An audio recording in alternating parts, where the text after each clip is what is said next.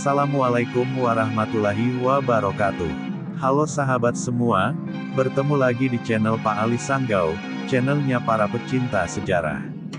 Semoga sahabat semua dalam keadaan sehat walafiat, amin. Sebelum lanjut menonton video ini, alangkah baiknya bila sahabat semua subscribe dan like video ini. Pada video kali ini akan mengisahkan tentang Rakai Warak. Rakai Warak adalah Raja Medang keempat yang memerintah sekitar tahun 803 sampai 827 Ra. Namanya dikenal dalam prasasti Mantiasi, prasasti Wanua Tengah III dan diperkuat oleh naskah Wangsakerta. Sri Maharaja Rakai Warak menempati urutan keempat dalam daftar para raja kerajaan Medang yang ditemukan pada prasasti Mantiasi. Namanya disebut sesudah Rakai Panunggalan dan sebelum Rakai Garung. Istilah Rakai Warak sendiri bukan nama asli karena nama ini bermakna kepala daerah Warak. Siapa nama aslinya tidak diketahui dengan pasti karena peninggalan sejarah atas nama tokoh ini sangatlah minim ditemukan. Satu-satunya prasasti yang menyebut adanya tokoh bernama Rakai Warak hanyalah prasasti Mantiasi yang baru ditulis puluhan tahun setelah kematiannya. Sejarawan Slamet Muljana mengidentifikasi Rakai Warak dengan tokoh Samaragrawira. Namun identifikasi ini baru bersifat dugaan saja, yaitu dengan cara memadukan beberapa prasasti sebagai perbandingan. Nama Samaragrawira terdapat dalam prasasti Nalada sebagai ayah dari Balaputradewa Raja Kerajaan Sriwijaya. Samaragrawira merupakan putra dari seseorang yang dijuluki sebagai Wirawairimardana, penumpas musuh perwira. Julukan ini mirip dengan Wairiwarawimardana alias Daranindra dalam prasasti Kelurak. Sejarawan Krom menganggap Samaragrawira identik dengan Samaratungga, ayah dari Pramodawardhani. Secara otomatis, Balaputradewa pun disebut sebagai saudara Pramodawardhani. Pendapat ini kemudian berkembang menjadi teori populer yang banyak didukung oleh para sejarawan lainnya. Sejarawan Slamet Muljana berpendapat lain. Ia membantah teori tersebut karena menurut prasasti Karangtengah, Samaratungga hanya memiliki seorang putri bernama Pramodawardhani. Menurutnya, Samaragrawira lebih tepat disebut sebagai ayah Samaratungga. Dengan demikian, Balaputradewa merupakan paman dari Pramodawardhani. Slamet Muljana mencoba memadukan nama Samaragrawira dengan daftar para raja versi prasasti Mantiasi yang selama ini dianggap sebagai daftar raja-raja Wangsa Sanjaya secara keseluruhan.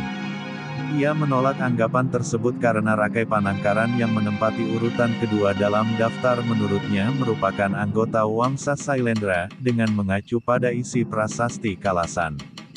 Analisis Slamet Muljana dimulai dengan berita bahwa Rakai Pikatan naik tahta menggantikan mertuanya, yaitu Samaratungga. Maka, Samaratungga pun dianggap identik dengan Rakai Garung yang namanya disebut sebelum Rakai Pikatan dalam daftar para Raja Medang. Sementara itu, Samaragrawira yang diyakininya sebagai ayah dari Samaratungga, dianggap identik dengan Rakai Warak, yaitu nama raja sebelum Rakai Garung dalam daftar tersebut. Menurut teori Slamet Muljana, Samaragrawira alias Rakai Warak naik tahta menggantikan ayahnya, yaitu Daranindra alias Rakai Panunggalan. Menurut prasasti Nalada, Balaputradewa adalah putra Samaragrawira yang lahir dari Dewi Taraf, putri Sri Darmasetu dari Wangsa Soma. Kebanyakan para sejarawan berpendapat bahwa Sri Darmasetu merupakan raja kerajaan Sriwijaya. Dengan kata lain, Balaputradewa mewarisi tahta Pulau Sumatera dari kakeknya itu. Slamet Muljana menemukan nama Sri Darmasetu juga terdapat dalam prasasti Kelurak sebagai bawahan Daranindra, yang ditugasi merawat bangunan suci di desa Kelurak. Dengan demikian, Sri Darmasetu bukan orang Sumatera, melainkan orang Jawa. Jadi, pendapat bahwa ia merupakan Raja Sriwijaya sulit untuk dipertahankan. Dengan demikian, menurut Muljana, Balaputradewa tidak mewarisi tahta Sriwijaya dari Darmasetu. Balaputradewa bisa menjadi Raja Sriwijaya karena ia merupakan anggota Wangsa Sailendra, yaitu sebuah dinasti yang saat itu berkuasa di Pulau Jawa dan Sumatera. Keberhasilan Wangsa Sailendra menaklukkan kerajaan Sriwijaya terjadi pada masa pemerintahan Dharanindra. Raja ini dijuluki sebagai penakluk musuh perwira, yang kekuasaannya bahkan mencapai Kamboja dan Champa. Sepeninggal Dharanindra, putranya yang bernama Samaragrawira naik tahta. Meskipun ia dipuji sebagai pahlawan perkasa dalam prasasti Nalada, tetapi raja baru ini mungkin tidak sekuat ayahnya. Hal itu terbukti dengan ditemukannya prasasti Pongar yang menceritakan bahwa Kamboja berhasil melepaskan diri dari penjajahan Jawa pada tahun 802. Saat itu Dharanindra kemungkinan sudah meninggal, sedangkan Samaragrawira sebagai raja baru tidak mampu menaklukkan negeri itu kembali. Atas dasar tersebut, pada akhir pemerintahan Samaragrawira, kekuasaan Wangsa Sailendra pun dibagi menjadi dua agar pengawasannya lebih mudah. Kekuasaan tersebut diserahkan pada kedua putranya, yaitu Samaratungga di Pulau Jawa, serta Balaputradewa di Pulau Sumatera. Pada umumnya teori yang berkembang menyebutkan bahwa, sepeninggal Samaratungga terjadi perebutan tahta Jawa antara kedua anaknya, yaitu Balaputradewa melawan Pramodawardhani. Teori ini mengatakan, bahwa Rakai Pikatan suami Pramodawardhani berhasil mengusir Balaputradewa dari benteng persembunyiannya di Bukit Ratu Baka. Namun berdasarkan analisis Der. Bucari, di Bukit Ratu Baka sama sekali tidak ditemukan bukti-bukti peninggalan Balaputradewa. Justru yang ditemukan adalah peninggalan seorang bangsawan bernama Rakai Walaing Empu Kumbayoni, yang mengaku sebagai keturunan pendiri kerajaan Sanjaya. Bucari berpendapat bahwa Empu Kumbayoni inilah yang memberontak terhadap pemerintahan Rakai Pikatan, meskipun keduanya sama-sama keturunan Sanjaya. Jika teori Slamet Muljana dan Bucari dipadukan, maka diperoleh kesimpulan bahwa, kepergian Balaputradewa dari Pulau Jawa bukan karena kalah perang, mengingat musuh Rakai Pikatan memang bukan dirinya, melainkan bernama Empu Kumbayoni. Balaputradewa berhasil menjadi raja kerajaan Sriwijaya juga bukan karena mewarisi tahta dari Sri Darmasetu, melainkan sejak awal ia mungkin sudah diangkat sebagai pemimpin cabang Wangsa Sailendra di Pulau Sumatera.